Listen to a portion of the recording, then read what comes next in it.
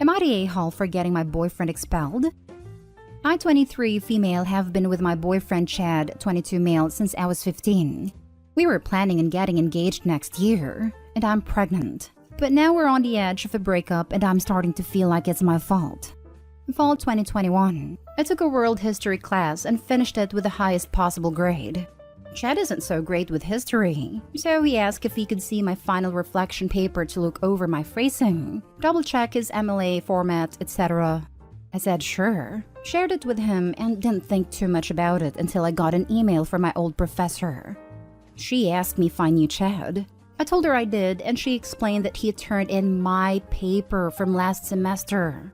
I was furious and confused. She apologized and said that she had to report both of us, but she would say she didn't think I meant for him to plagiarize my work. I got called down to the dean's office, and it was explained that if I was found guilty of letting him plagiarize my work, I would be expelled. So this whole semester would be meaningless since finals are in May, and I'd have to pay back my scholarship. I immediately went, I can prove he was just supposed to look at it for structure, and showed them all the text of him asking to see it for comparison, thanking me because I explained the format in a very detailed way, sent him other papers online with similar structure, etc. They asked for my phone, to which I said no, but I'd email them screenshots. Chad was called down next, and they told him what I had said. He was suspended and expelled like a week later. He doesn't have a scholarship to back though, and he's transferring to a community college. He's furious and insisting that he just accidentally turned in mine instead of his. I told him that I never said he turned in mine on purpose. I just was able to prove that I didn't intend for him to plagiarize me. He's packing up his stuff and saying he's going to move back in with his parents and, well, figure things out. The assistant dean contacted me to officially clear me of any involvement. But she did tell me that this isn't the first time he's plagiarized me, after a harder look at some of his other work this semester. She mentioned that it was a crime, but I didn't want to press charges or anything, so I told her I didn't need to report of their findings. I'm crushed and feel used. He said I should have said it was an accident instead of just defending myself, and so do several of our friends since they say that I don't know for sure, that I'm about to have his kids, so I should put our relationship above everything else. I'm basically isolated now. I have one friend in my family who agree with what I did. So I don't know. Am I the a-hole? Edit. I don't know if plagiarism is a crime or not. I was just repeating what the ad said. I haven't looked into it since I wouldn't press charges anyways. But she said it's a form of theft since one of my papers was featured in a magazine. I'm in Texas, if that matters.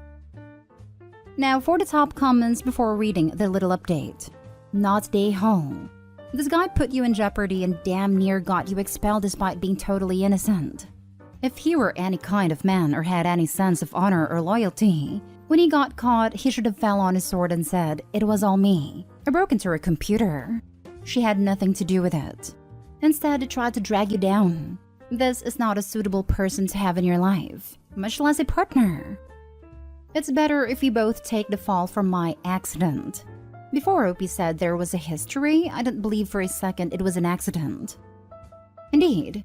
Plus, when the college investigated further and found more evidence of him pulling this stunt, Opie would have been banged up as an accomplice if she would have tried to cover for him with this ridiculous story that nobody would buy.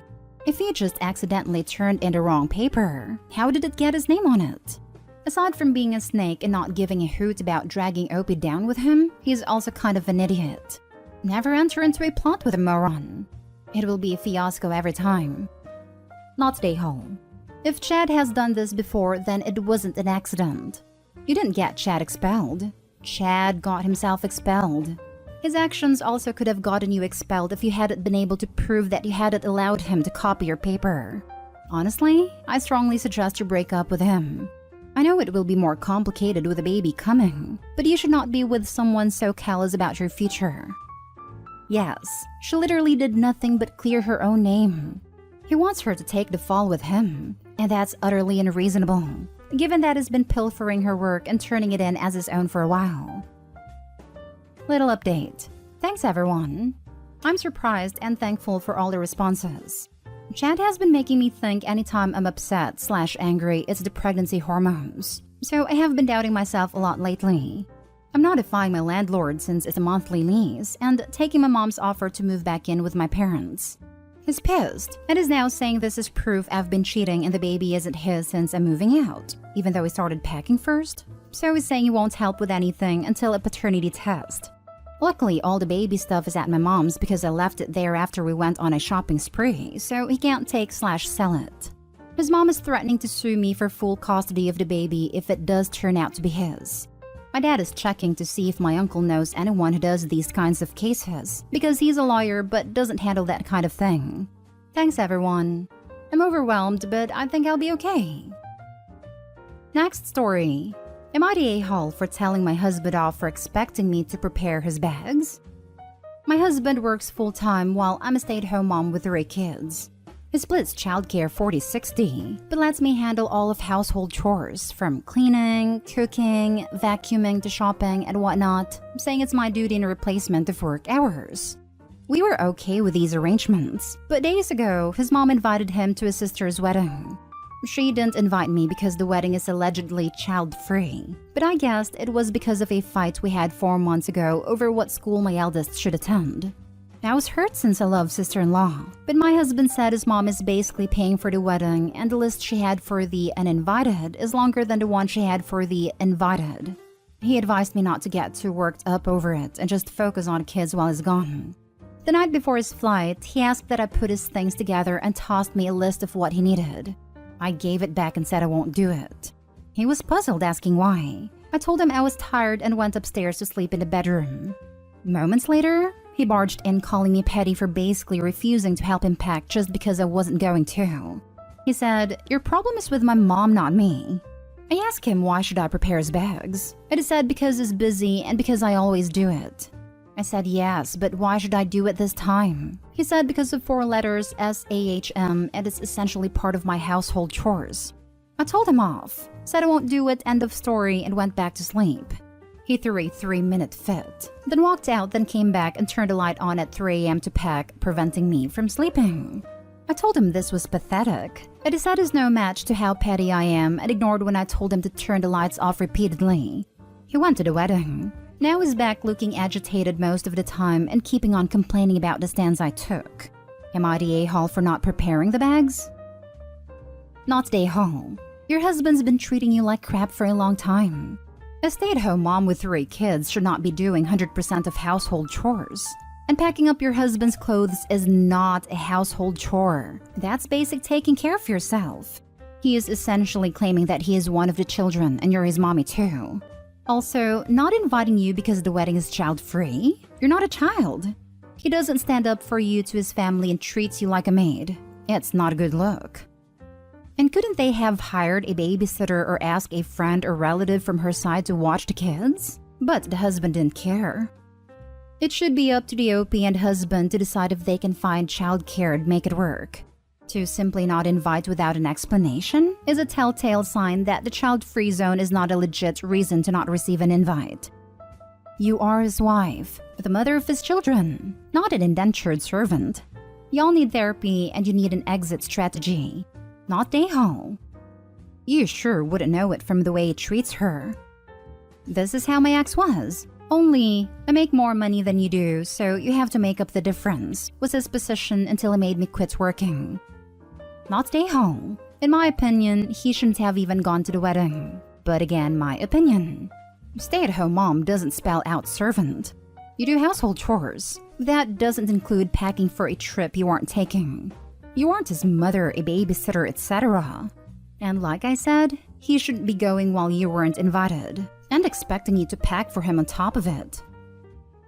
Next story. Am I the a-hole for telling my boyfriend to pay for my mother's surgery costs because he has too much money? I will make it very short. No need for any details because I'm so exhausted. My boyfriend works an excellent job that brings him so much money. He works as a computer engineer, and he has money more than he needs. My mom is having surgery the next month, and it's very important, but neither of us has enough money. I have been dating my boyfriend for a year now, by the way. I told him that he should help mom because he has more money than he needs, but he refused, and he said that he's not going to pay thousands and thousands of his money for mom. I got angry at him and told him that he shouldn't expect me to pay for him then if it happens that he needs surgery one day. He called me immature and I stormed off. I just don't get him. We are partners. Shouldn't he help me through sickness and all that's bad? I would have definitely helped him with money if I were in his shoes in this situation. Am I the a-hole? Now for the top comments. You're the a-hole. Not your money, not your choice. Also, you don't get to decide who has too much money. You can tell him to pay and you're the a-hole. It is entirely up to him whether he wants to do so or not. You're the a-hole. You've been dating less than a year and you expect him to take on a huge financial burden for your family. It doesn't make sense. You are not entitled to his money. I can see her using him as a light bank while demanding she gets the best treatment. What does she even do for him? It's not even listed if she truly loves him, etc. Sheesh. I predict a breakup in the horizon. You're the a-hole. You're the a-hole. He should dump you immediately. His money is not your money. This entitlement test would quickly expand to all your other expenses. Last story. Am I the a-hole for not wanting to share our nanny on vacation and potentially canceling the trip over it? My 33 female husband, 35 male, grew up with younger siblings. However, he also had two older half-brothers, 43 and 46 male, from his dad's first marriage. He wasn't close to them growing up. They didn't even live in the same state. But 43 male recently moved to a nearby area with his family and wants our families to be BFFs. His kids are about the same age as ours, 11, 8, and 3. We do an Airbnb vacation every year with our kids, 12, 8, 6, 2, and our nanny Lauren. Having Lauren there means we can spend more time with the kids one-on-one. They get to do more of what they want to do. There's someone to take the baby back to the house when she gets overstimulated. And yes, occasionally my husband and I can have a dinner out alone. In addition to the 7 of us, my husband's brother, 29 male, usually comes along as well. We don't expect him to babysit, but he's still sort of around for the kids and have another set of hands. This year, 43 male also want to come so our family could bond. But we've had issues at different points during the planning. For example, we were looking at Airbnbs. What we would usually do is a master bedroom, 1 to 2 rooms for the kids, a room for Lauren, and then 29 male on a pull-out couch. Sister-in-law really wanted to put Lauren in with the kids, which I felt like was inappropriate. Second of all, it became clear as we've approached this trip that sister-in-law expects to be able to use Lauren as well. For example, as at on our first morning, husband and I were taking 12, 8, 6-year-old on the sailing activity while 2-year-old stays with Lauren. And she said, great, I think we'll take 11 and 8-year-old into town. Clearly intending to leave her 3-year-old with Lauren. I said, not sure if Lauren will be available to accommodate. And my sister-in-law was like, it's only 2 kids. What's the problem? I went to Lauren and said, what do you want here? And she said she'd be fine with it as long as she was paid 50% more, and also was never solely responsible for more than 4 kids outside a house. In other words, it's fine if they're just hanging around, but she wasn't comfortable keeping 7 kids safe at a beach. She was also open to sharing responsibilities with a second babysitter. Sister-in-law's kids are actually pretty easy, which she knows. I told sister-in-law that and gave her the option of covering the 50% increase or covering another babysitter. Sister-in-law was like, well, we can't afford a babysitter for the entire vacation or to pay Lauren. And I don't understand what the big deal is, considering she'd rarely be alone with all 7 kids anyway. There's 5 other adults.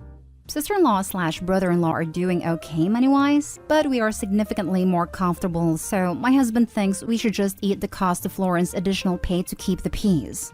But I'm really irritated by sister-in-law's attitude. I'd honestly want to just cancel the entire trip at this point, even though flights and the house have already been booked. This feels like a sign of things to come. Not today, home. Lauren is already being kind at a 50% upcharge for twice the work. I'm a nanny and I would double my hourly charge in this situation. Your sister-in-law's the a-hole here thinking that Lauren should watch her child for free. But OP, don't cancel the trip. Use your words and send sister-in-law a text. I completely understand that your budget doesn't include a 50% charge from Lauren, so we've let her know that she doesn't need to watch her kids at all. We'll pay her typical rate. We just want to make it very clear that she is being paid to watch our kids. And we absolutely won't put her in an awkward position where she's expected to watch any other kids, even for a few minutes. I want us to just be able to enjoy the trip and wanted to make sure that's all out in the open before we go. I'd give this a 9 out of 10 chance of backfiring. Sister-in-law will lie, say, okay, fine, and when push comes to shove, it'll be the same, I don't get what's wrong, it's only a few kids, she can take care of them, routine. OP and Lauren will most definitely have to deal with this. OP, don't cancel the trip, just do it without sister-in-law. Not stay home. I have a feeling if you do decide to eat the cost and pay Lauren the extra 50% yourself, you might not have a nanny by the end of the trip, because your sister-in-law will be ordering her around or cross a mother boundary. Exactly this. It's one thing to eat the really fair upcharge, but it's sister-in-law's general attitude that gives me pause. I fully expect that if you eat the cost, that sister-in-law will take that to mean that she has full use, read abuse, of your nanny. I would avoid that. Not stay home. You're protecting your relationship with your family babysitter and her requests are totally reasonable. It's not your responsibility to pay for your sister-in-law to have a sitter. I think canceling your whole trip is a bit dramatic. Instead of clarifying to your sister-in-law that Lauren will not be available for her to use if she's unable to compensate her, and you'll be telling Lauren the same thing is totally reasonable. The main issue being if OP and spouse go out to dinner, there's nothing to stop the in-laws from leaving Lauren with her kids. Exactly. And Lauren might not be in a position where she feels comfortable saying no, either because of power or it's an inappropriate moment. I feel like usually on a trip like this, there would be a lot of casual shared care, like one parent gets up to grab food for everyone, while the other parent keeps watching the kids play together and disciplines/feeds/monitors/comforts the other set of kids as needed. And if the kids are playing together, it's hard to draw the line or blank the other three. Like when my kids have a friend over, Lauren doesn't refuse to make a second snack or refuse to interact with an 8-year-old because technically she's not paid to do so. There will be times where it's appropriate to say, no, I can't do that, or go get your mom. And we want to empower Lauren to take advantage of those times, but that won't always be the case.